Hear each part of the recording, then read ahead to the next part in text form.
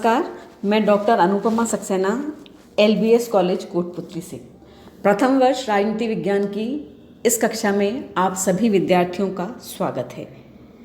बच्चों, पिछले 3 व्याख्यानों से हम गोखले पर चर्चा कर रहे हैं।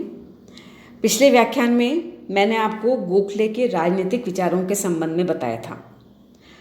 आज भी मैं आपके साथ गोखले के राजनीतिक विचारों के विषय में ही चर्चा करूंगी।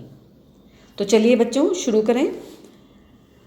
अन्य विचारों के अतिरिक्त गोखले के राजनीतिक विचारों का महत्वपूर्ण संस्थाकरण भारत सेवक समाज के माध्यम से हुआ। भारत सेवक समाज को सर्वेंट्स ऑफ इंडिया सोसाइटी भी कहा जाता है। सर्वेंट्स ऑफ इंडिया सोसाइटी के संविधान में आध्यात्मिकरण के उद्देश्य को इस प्रकार प्रकट किया गया था। सार्वजनिक जीवन का आशय आध्यात्मिकरण होना चाहिए। हृदय देश के प्रति अनुराग से इतना भरा हुआ हो कि शेष सब निस्सार प्रतीत हो। वह देशभक्ति जो भूमि पर बलिदान के प्रत्येक अवसर में आनंद का अनुभव करती है, वह निर्भय हृदय जो कठिनाई की हर स्थिति में अपने लक्ष्य से हटने से इनकार करता है, जिसका ईश्वर से विश्वास कभी डगमगाता नहीं। इन गुणों से युक्त होकर कार्यकर्ता को अपने मिशन का कार्य शुरू करना चाहिए और अपने देश की सेवा में व्यतीत किए गए जीवन से ही सम्मानपूर्ण आनंद प्राप्त करना चाहिए। गोखले ने सर्वेंट्स ऑफ इंडिया सोसाइटी के उद्देश्य भी बताए थे। इस संगठन का उद्देश्य भारत में ब्रिटिश शासन के अंतर्गत स्वशासन की प्राप्ति, भारत तथा ब्रिटिश संबंधों की अनिवार्यता में भारत में ब्रिटिश शासन को वरदान के रूप में मानना आदि थे।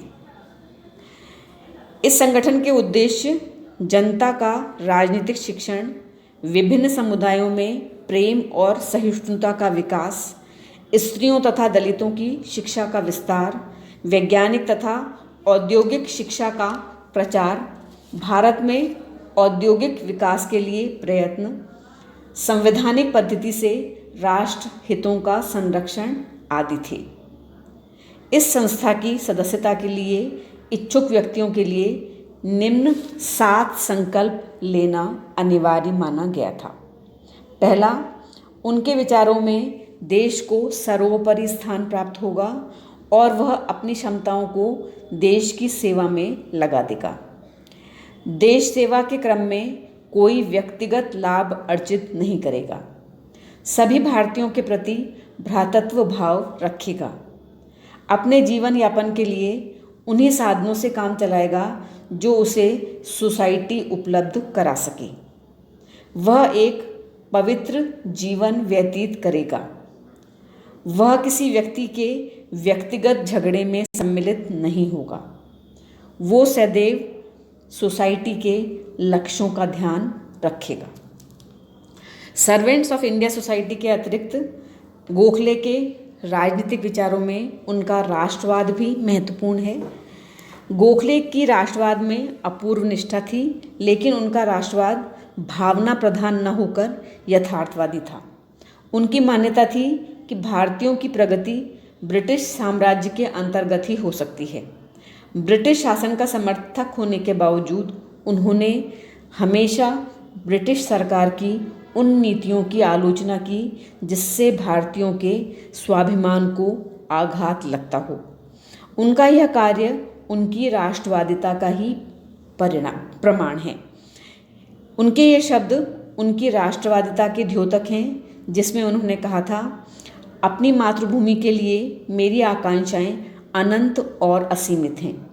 मैं अपने देश, अपने देशवासियों के लिए उसी स्तर और सम्मान की अपेक्षा करता हूँ जो किसी भी दूसरे देश में वहाँ के देशवासियों को प्राप्त हो।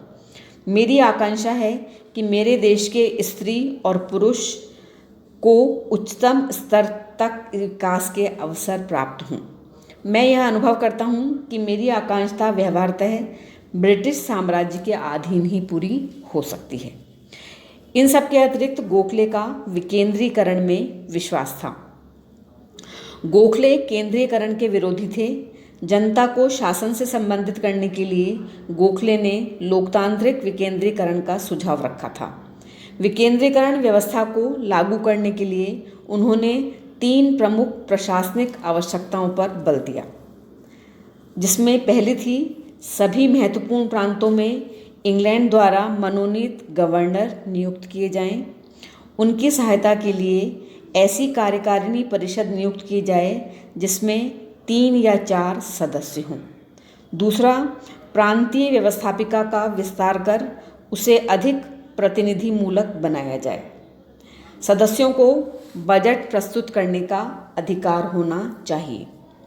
तीसरा, निर्वाचित सदस्यों की मांग पर परिषद का विशेष अधिवेशन बुलाए जाने की व्यवस्था होनी चाहिए।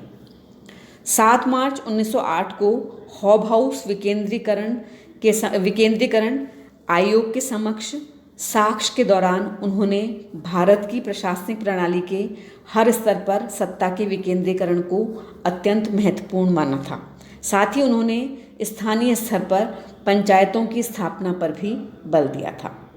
गोखले स्थानीय प्रशासन को बाह्य नियंत्रण एवं हस्तक्षेप से मुक्त रख के उसे पूर्ण स्वायत्तता देने के पक्ष में थे।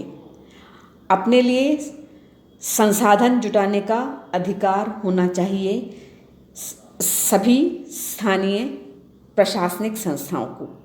उनकी मान्यता थी कि केंद्रीय सरकार के पास प्रतिरक्षा, विदेशी मामले, मुद्रा, आबकारी, डाकतार, रेल, कर एवं व्यवस्थापन विभाग का कार्यभार होना चाहिए।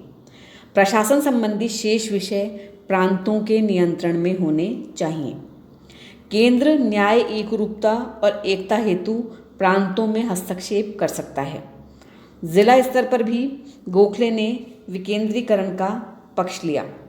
उनका मत था कि जिले के प्रशासन में कलेक्टर की स्वेच्छाचारिता रोकने के लिए प्रत्येक जिले में जिला परिषद का निर्माण किया जाना चाहिए, जो कलेक्टर को प्रशासकीय मामलों में सलाह दे। जिला परिषद का अध्यक्ष जिले के किसी प्रतिष्ठित गैर सरकारी व्यक्ति को बनाया जाना चाहिए। उनका सुझाव यह भी था कि प्रत्येक जिला परिषद को आबकारी राजस्व में से कम 10वां हिस्सा अंशदान के रूप में प्रदान किया जाना चाहिए। इसके अतिरिक्त गोखले के राजनीतिक विचारों में उनका राजनीतिक वसीयतनामा भी महत्वपूर्ण है।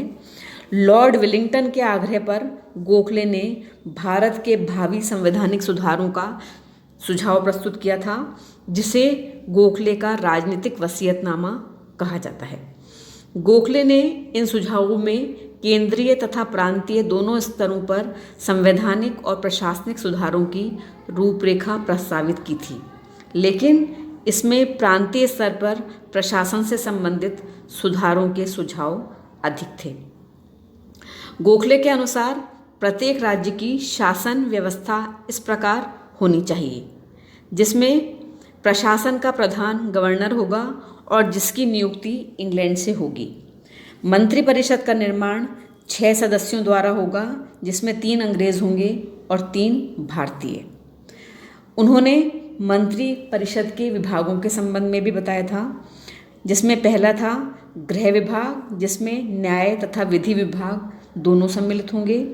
अर्थ विभाग, कृषि सिंचाई लोक निर्माण विभाग, शिक्षा विभाग, स्थानीय शासन जिसमें स्वास्थ्य तथा चिकित्सा सुविधा सम्मिलित होगी, उद्योग तथा वाणिज्य विभाग। यद्यपि भारतीय सिविल सेवा के लोगों को भी मंत्रिपरिषद में लिया जा सकता था, लेकिन उनके लिए कोई स्थान आरक्षित नहीं था। जो योग्य व्यक्ति अंग्रेज अथवा भारतीय उपलब्ध हो, उन्हें लिया जाना चाहिए। इसके अलावा विधान परिषद में 75 से 100 सदस्य हों, उनमें से 1/4 विभिन्न क्षेत्रों तथा हितों के आधार पर निर्वाचित हों। इसी प्रकार बम्बई प्रेसिडेंसी में हर प्रांत 2 प्रतिनिधि भेजे। उनमें से एक नगर पालिका का प्रतिनिधित्व करे और दूसरा तालुका बोर्ड या जिला परिषदों का। बम्बई नगर के 10 प्रतिनिधि होंगे। इसके अतिरिक्त मुसलमानों को भी विशेष प्रतिनिधित्व प्राप्त होगा। इसके अलावा परिषद सभी प्रांतीय विधेयकों को पारित करेगी और प्रांतीय कर निर्धारण तथा उसमें किसी प्रकार के परिवर्तन के लिए उसकी स्वीकृति आवश्यक होगी। बजट भी उसके समक्ष विचारार्थ प्रस्तुत किया जाएगा और इस संबंध में उसके जो प्रस्ताव होंगे उन्हें भी मान्य समझा जाएगा, लेकिन शर्त यह होगी कि गवर्नर उसे रद्द करने के लिए वीटो का प्रयोग न करे। परिषद की समय समय पर या लंबी बैठकें होती रहनी चाहिए, परंतु कार्यपालिका के सदस्य व्यक्तिगत तौर पर या सामूहिक रूप से अपने अपने पदों पर बने रहने के लिए परिषद के बहुमत पर आश्रित नहीं होंगे। इस प्रकार संगठित प्रांतीय सरकार विधान परिषद के नियंत्रण में रहकर प्रांत के आंतरिक प्रशासन का सारा कार्य संभालेगी तथा आर्थिक अधिकारों की दृष्टि से स्वतंत्र होगी। नमक, आयात निर्यात, रेलवे, डाक वतार, टकसाल आदि से प्राप्त होने वाला राजस्व पूर्ण रूप से भारत सरकार के अधीन होगा और लगान, सिंचाई, आबकारी, जंगल, निर्धारित कर, स्टैम्प तथा रजिस्ट्रेशन द्वारा प्राप्त राजस्व प्रांतीय शासन के अधीन रहेगा। प्रांतीय शासन को प्राप्त होने वाला राजस्व यदि वर्तमान आवश्यकता से अधिक होगा और केंद्रीय सरकार से प्राप्त होने वाला राजस्व यदि आवश्यकता से कम पड़ेगा तो प्रांतीय सरकार वार्षिक अनुदान के रूप में एक बार निश्चित राशि केंद्रीय सरकार को देगी, जो वर्ष के लिए एक बार निश्चित की जाएगी। इस व्यवस्था के अनुसार केंद्रीय तथा प्रांतीय सरकारें अपने अपने राजस्व के लिए भिन्न भिन्न प्रणालियां तय करेंगी तथा प्रांतीय सरकार को एक निश्चित सीमा में कर लगाने तथा ऋण लेने का भी अधिकार होगा। गोखले के अनुसार प्रांतीय स्वायत्तता तब तक अपूर्ण रहेगी जब तक वर्तमान जिला परिषद के प्रशासन को उदार नहीं बनाया जाता, स्थानीय स्वायत्त शासन का विस्तार नहीं किया जाता। इसके लिए कमिश्नरियों को तोड़ना आवश्यक है। फिर भी सिंध आदि ऐसी कमिश्नरियां हैं जिन्हें बनाए रखना आवश्यक है, इसलिए उनकी सहायता के लिए छोटी ज़िला परिषदें बनाई जानी चाहिए। इसके अतिरिक्त प्रांतों के अतिरिक्त गोखले ने भारत सरकार के संबंध में भी सुझाव दिए थे। गोखले का विचार था कि प्रांतों को इस प्रकार स्वायत्त बना दिए जाने के बाद वायसराय की कार्यकारिणी परिषद का मंत्रिमंडल के गठन में परिवर्तन अनिवार्य हो जाता है। केंद्रीय स्तर पर कार्यकारिणी परिषद में 6 सदस्य सम्मिलित किए जाने चाहिए, जिनमें कम से कम 2 भारतीय हों। इंपीरियल काउंसिल का नाम बदलकर उसका नाम भारत की विधानसभा रख देना चाहिए और इसका विस्तार किया जाना चाहिए। इसमें लगभग 100 सदस्य होने चाहिए। रक्षा, वित्त व अन्य सभी मामलों के नीति निर्धारण में इस सभा की प्रभावशाली भूमिका होनी चाहिए। सेना में भारतीयों को कमीशन प्राप्त करने के लिए व्यापक अवसर प्रदान किए जाने चाहिए। गोखले द्वारा प्रस्तुत राजनीतिक वसीयतनामे से यह स्पष्ट होता है कि इसके द्वारा वे शासन में भारतीयों की भागीदारी बढ़ाना चाहते थे। तो ये थे बच्चों गोखले के राजनीतिक विचार। अगले व्याख्यान में मैं आपको गोखले के शिक्षा संबंधी विचारों को बताऊंगी, साथ ही साथ उनका योगदान भी स्पष्ट करूंगी। धन्यवाद।